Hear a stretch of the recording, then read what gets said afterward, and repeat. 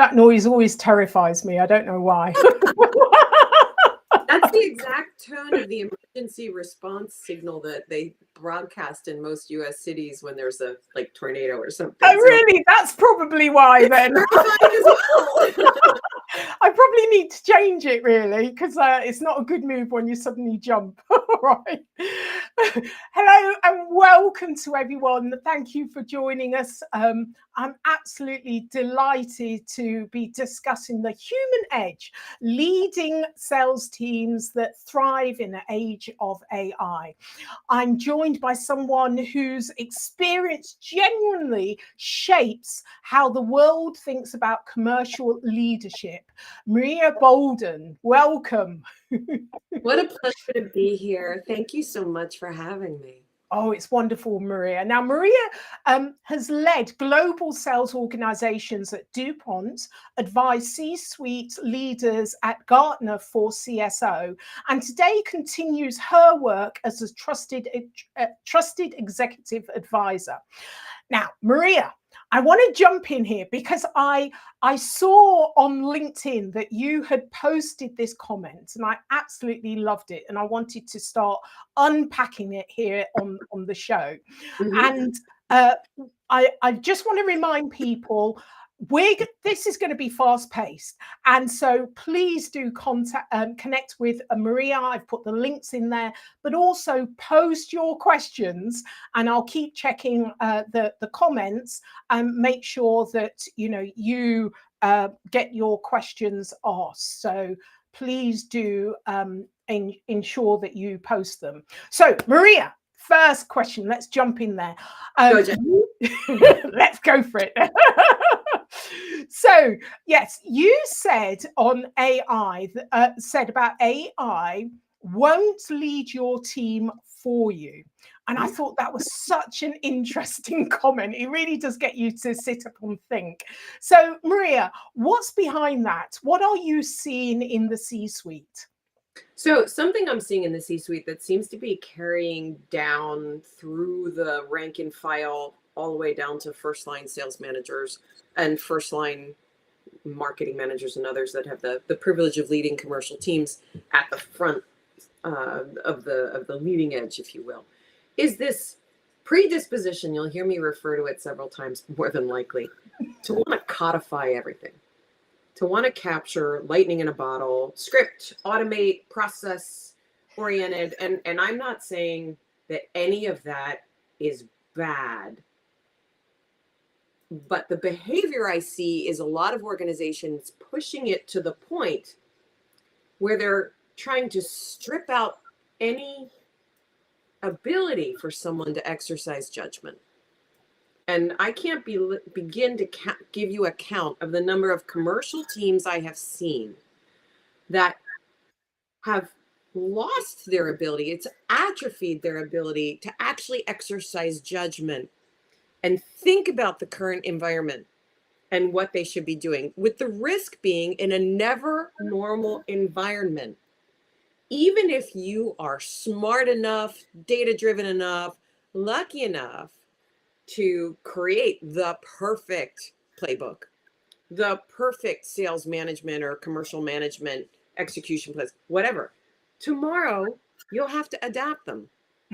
And with all due respect to the best companies I've seen out there, I have not seen one of them that has effectively created a dynamic tool that makes that adaptation that rapidly to equate to the rate of change today.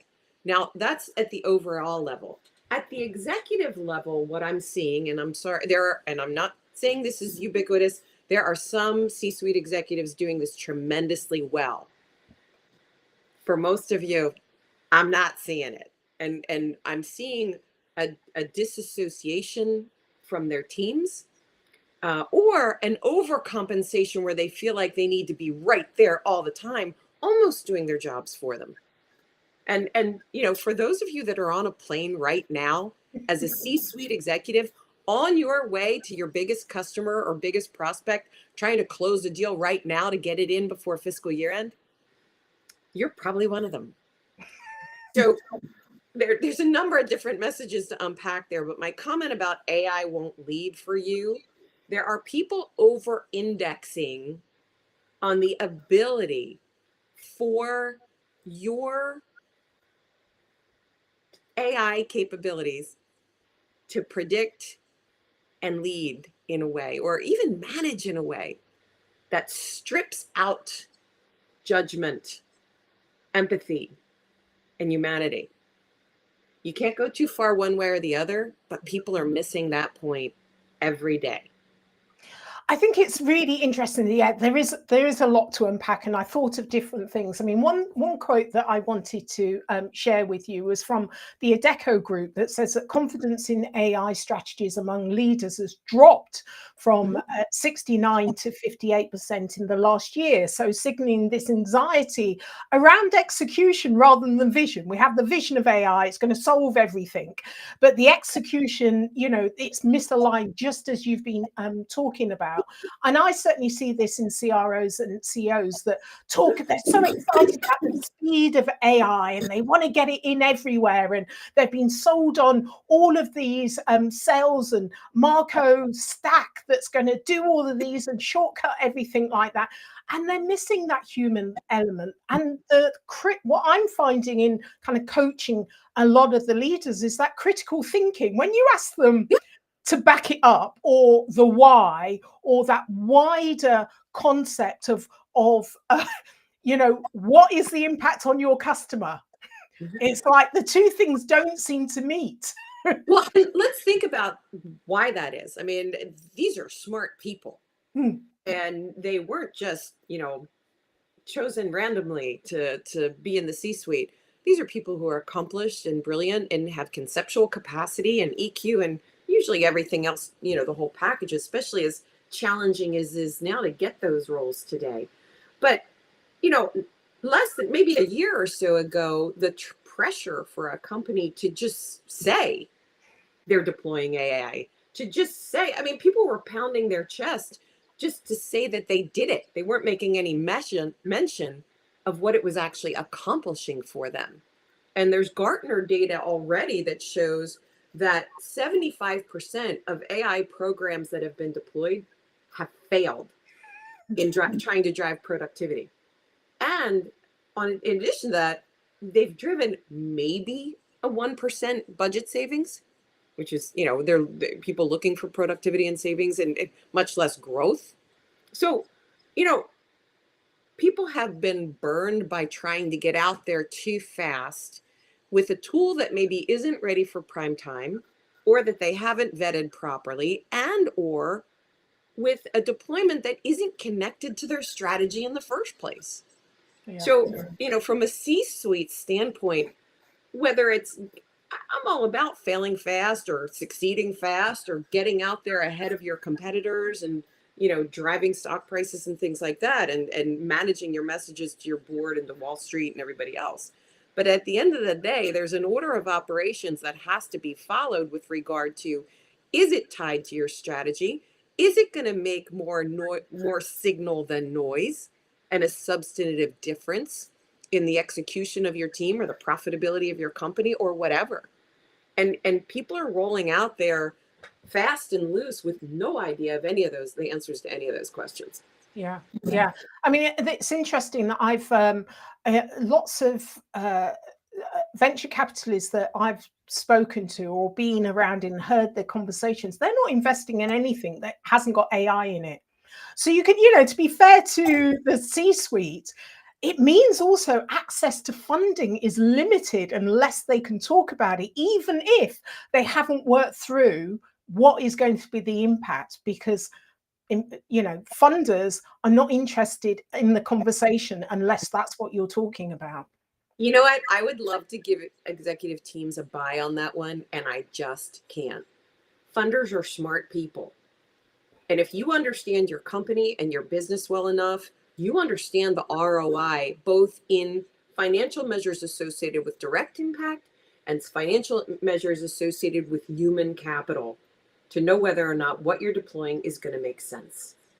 But there's too many people out there that just wanted to check the box and get out there because they're getting all this downward pressure, or they've got investors who they think aren't going to listen long enough to make sure that what they're asking them to do or what they're driving them to do makes sense.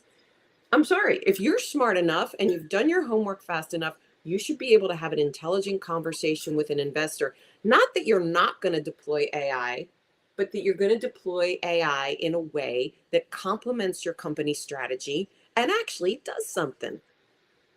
Yeah. Yeah. And I think it's about taking a step back and stripping out and understanding your current processes and how you can what will enable you to do what you're already doing rather than creating a new innovation, but to do what you're already doing and asking the question, how can AI enable me to do this faster? So Yeah. it's something you're already delivering. And I think it's about those small marginal gains rather than root and branch change. And that kind of transformation never works. It is. And I have to admit, in the current environment, we don't get a lot of time. It's not like, oh, well, this is a 2-year time horizon and we're going to deliver. There's no time for that. The average tenure of a chief revenue officer is 18 months. You get 2 quarters before you're pretty much judged whether or not you're staying or not. I mean, let's face it, that's the reality. So, there's no question about being data driven. But the meme that I mentioned in some prior podcasts of think in spreadsheet, lead with humanity, you got to have your stuff together.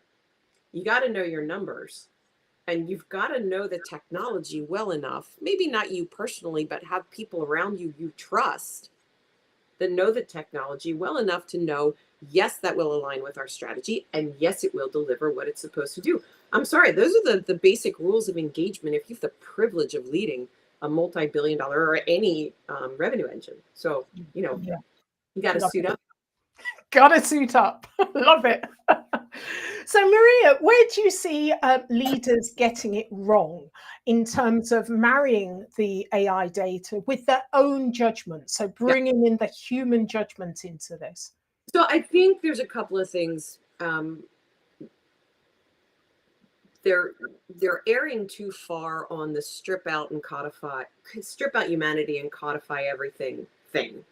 And I get it. There's headcount issues. We're trying to optimize headcount. So there's discussions of where can we let people go, which we know is happening right now, or at minimum, we know that hiring has slowed to a significant level in most parts of at least, developed countries.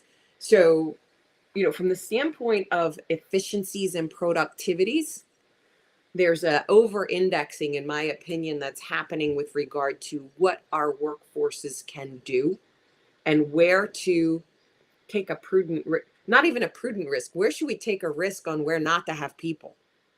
And people are getting that part wrong. That's an exercise. But I think that the first part of that exercise of the leadership thought process that's not happening is, if we're going to deploy AI, let's deploy it someplace that enables forward progress with regard to our company strategy. And at least for our first deployment, is both as impactful as it is a no regret move. So, there's no such thing as no risk in this environment, but you're not going to deploy it someplace where you could really fail hard. I even like watching companies that make a fast pass before they fully deploy on retroactive information. If you feed the AI the circumstances that happened a year ago, and its answer is what actually happened, you're probably ready for prime time.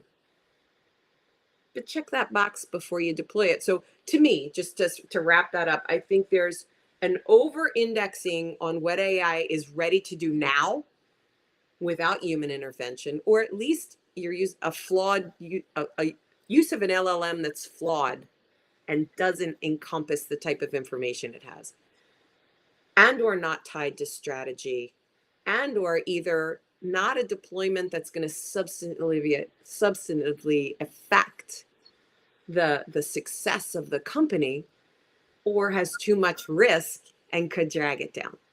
So those are probably from an executive level, the things that I think could be tripping up. And I think if you have the privilege to be in the C-suite, I would say you're burdened with glorious purpose. You're coaching. Yes, that is a Marvel line. The coaching never ends. And I think coaching your direct reports shows your direct reports that they need to coach theirs and they need to coach theirs. And it happens all the way down your reporting line. Because I can tell you right now, there is such poor first line coaching happening between frontline sales managers who just don't know how to do it because there's such an indexing on codifying everything that they don't even understand what part of judgment they need to use to help their sellers and marketers and other people in the rev engine know what to do and know how to actually think. And that is a cycle of behavior that starts at the top and goes straight through the organization. So deployment of AI that's in the wrong place and the wrong balance of technology and humanity all the way throughout the organization. I love this. There's your conversations. There's always about 5 different things that I say, oh, I want to talk to you about that. So I really think it is really beneficial to highlight the way out of this is, and the example that you use is using last year's data, putting that into AI and seeing if it's going to give you the results of now.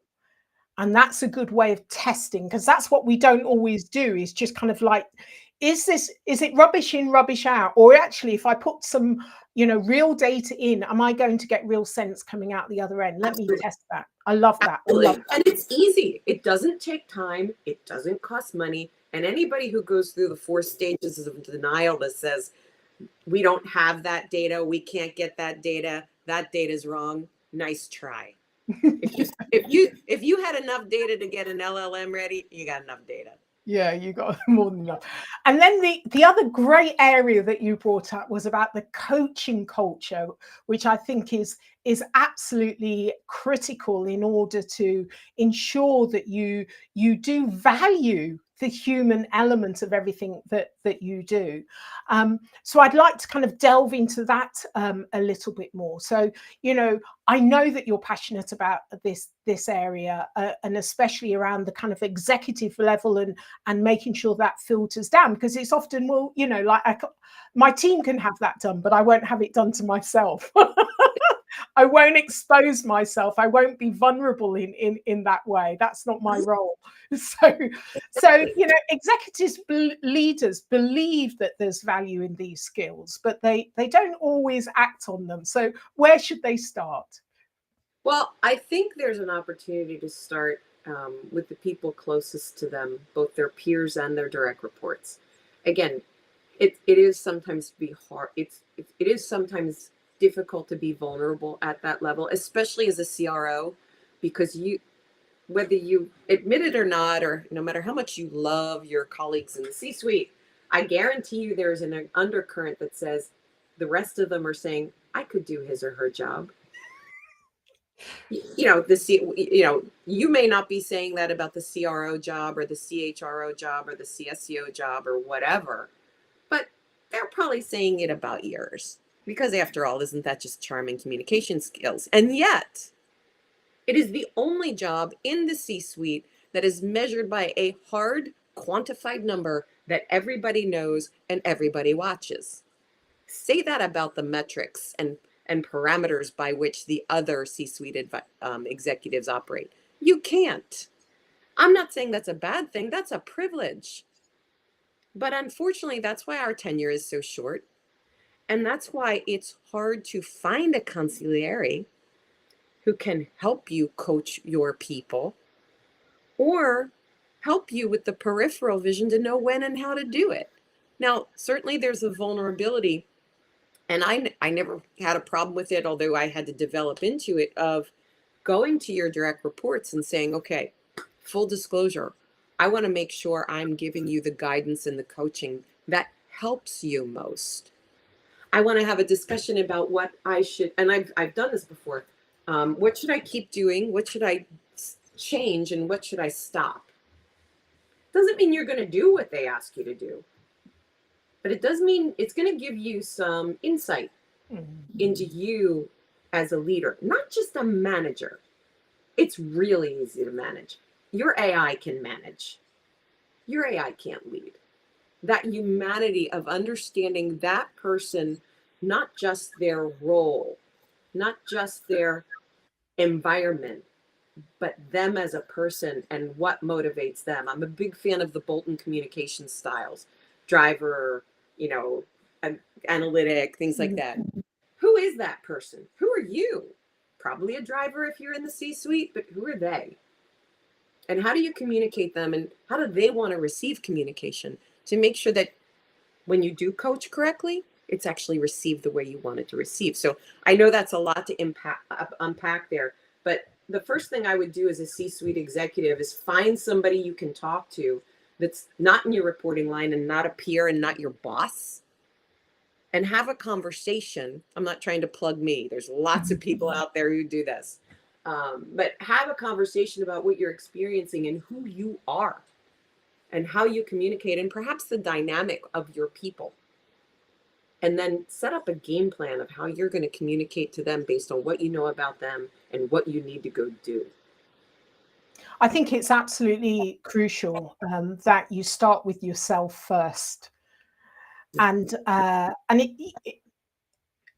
this is where your real growth comes from. And I talk a lot about North Star leadership and really understanding what your core values are. It is incredible, Maria, how many people I meet and I ask them what their core values are, and they have not values, your core values.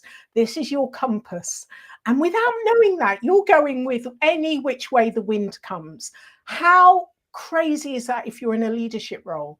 Yeah. Whereas actually, if you're grounded in your core values, because that should really be the only compass of what is right, what's right for you, what's right for, and what will be right for you is going to be right for your team as well. I think being in a leadership role, it's so easy to go with things that don't feel comfortable, but you don't always know why, because you don't understand your core values. It's true. It's funny. Yeah. I have an example of that I am been blessed to have a lot of success in my career, but there were times that were hard. Times where I screwed up, or I was expected to do something that I didn't think was the right thing. So as an executive, you do have the expanse and the control of things, but you still have a boss and you still have a board, and you don't always have the privilege of running the company or your organization the way you are expected to. If you're being told to do something by the board or the CEO, you are wise to do it, or that 18 months is going to get a lot shorter. But there were times where I was being asked to do something that I thought was not only not going to get the results that we thought it would, and it was going to cause substantive damage to the rest of the organization. As an example, especially this time of year, a lot of people out there are short of their number, and they're being told, as they get ready for earnings calls and discussions about commitments they made and prognostications they made, if they're short, why don't you go get that out of the next quarter, cut a sweet deal? Not naming names. It's happening now. I would usually be the fixer in an organization, where I would be brought in to so-called fix the sales organization that was broken, or the revenue organization that was broken. 9 times out of 10, maybe 99 out of 100, that included me entering and finding what was considered to be a pull forward behavior that was usually several percentages of global revenue. It's a crack habit that I was either asked to start or maintain. And one thing that I made perfectly clear, often at the expense of being considered too principled, was I won't do it. And not only will I not do it, when I find it, I will kill it. as dead as I would kill a lanternfly if I saw one. Like that's like know me for who I am, know my brand. I'll do a lot of things. I will never do that. And I think that's part of being principled, and again, principled core, maybe people would say it's overly principled, but my core values of make this organization as best as it can be while being true to myself, not just of what that is, but what makes that sustainable. And I've been around long enough to know that isn't. So just an example of, as an executive right now, facing intense pressure to deliver a number that may or may not be within your grasp, you've got to make a judgment call. And to your point about, are your core values where you need them to be to take a Socratic approach to what you're about to do? It's hard to be Socratic if you don't know what your inward core values are. Exactly, because you can decide that you're going to do this, which is against your nature, but you're doing it for a reason. Exactly. And let's, for a moment, I'm sorry to cut you off, but let's go back to the AI conversation. Yeah. Are there executives out there who said to their, even if they don't say it more broadly in their organization, but if they're saying it to their direct reports, you know what, I'm under incredible pressure to deliver something that uses AI, to deliver something that can say, when I'm looking the CEO in the eye or the board in the eye or somebody in the eye, yeah, we're using it. We've deployed it here. I'm not lying. I don't care what you do. Deploy it somewhere. I know that conversation. I have been in conversations where I've heard that said. Obviously, people aren't stupid. And whether you say, keep this in confidence or not, this is in the vault, this isn't something we're sharing more broadly in the organization. We just need to show success here. People feel it. People know it. And they're smart enough to know who's being disingenuous and who isn't. Yeah. So, give your people some credit. They know that. They see it. They feel it. They feel it. Yes, they absolutely feel it. And as we're wrapping up here, I just want to touch on another brilliant phrase of yours in terms of the never normal. So what would be, and that's a Gartner phrase, so I'd love to take that. Well, you've got the Gartner badge, so I think you can borrow that one more than me. So, what's the one thing you would like to leave the listeners with? One piece of advice as they're thinking about 2026, about negotiating the never normal. How can they go forward? What would you say? One of the things I've said before, and I really feel strongly about it, especially now, is there are points of the horizon that you should be able to watch that will give you a read of, has there been a big change out there? How big is it? And how might it affect me? Your company should know what they are. You should know what they are. Even more importantly, you should have a conversation with your people to know what they are. That might come from AI. That's a great place to deploy AI. What are those things? What should I be watching? And organization, watch the horizon with me. Because when we see this one thing or these two things or these three things, don't do more than three. These three things, do this or that. We're going to know something's changed, and we're going to need to change too. And you might even want to say, and here's what that change is going to be, because now you're building change, resilience, and agility into your organization. They're going to know when you know, and they're going to have confidence in you for pointing that out to them and trust in you, so that when you do what you said you would, you've created a change. I'm not going to say change proof or dare I say change resistant, but a change ready organization that can be dynamic. It's still going to be a lift. You're still going to have to coach them and adapt them and help them get there, but they're not going to be surprised. And the worst thing you can do for an organization in this environment is surprise them. Love it. Love that. Absolutely love it.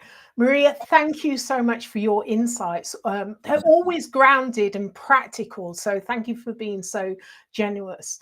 Everyone watching, please do make sure that you connect with Maria Boulden. You'll see in the the comments, her LinkedIn. If you do, if this has sparked any questions and comments, and it's often that people think of them after, when they listen to the recording or as we're wrapping up, please do post your comments in. We'll always go in and look at your comments, or ask Maria directly. I'm going to be taking a little bit of a break while I'm traveling this winter. So the next live will be in February 2026. And I'd just like to again say thank you, Maria. It's been absolutely fabulous. Even I'm going to have to listen to the recording again, because you said so much. There's so much to unpack and so much great insight. So I really do appreciate you. Thank you so much for being a guest on this live. Thank you so much, Janice. Safe travels.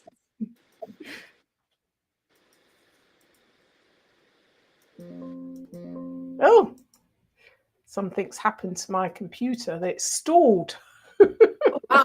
I still hear you fine.